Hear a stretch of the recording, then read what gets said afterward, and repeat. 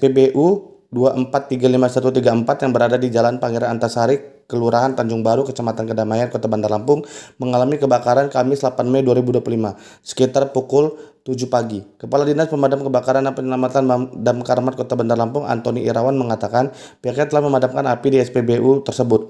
Lebih lanjut, dia menjelaskan sumber api diduga berasal dari mesin pompa BBM.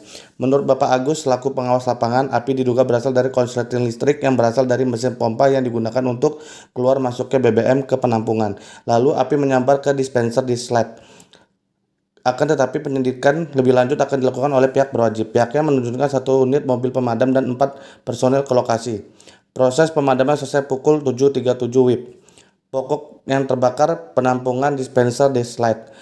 Luas yang terbakar 1 kali 1 meter. Kerugian diperkirakan mencapai kurang lebih 25 juta.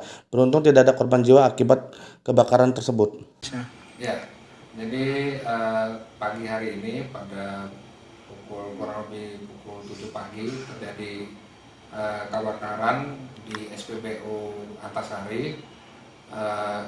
Dari Dinas Damkar menerjunkan 1 unit mobil pemadam kebakaran untuk melakukan pemadaman.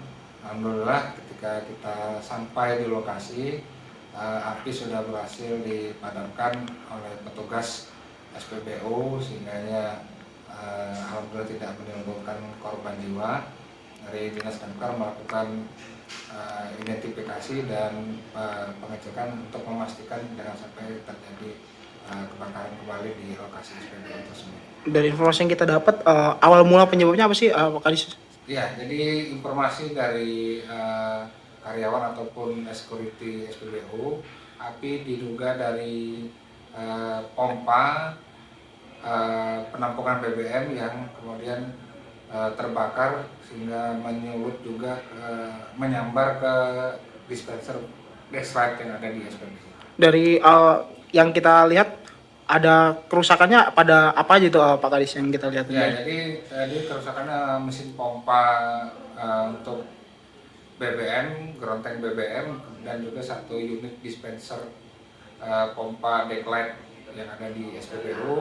Taksiran kerugian berdasarkan informasi dari pihak SPBU kurang lebih sekitar 25 juta rupiah.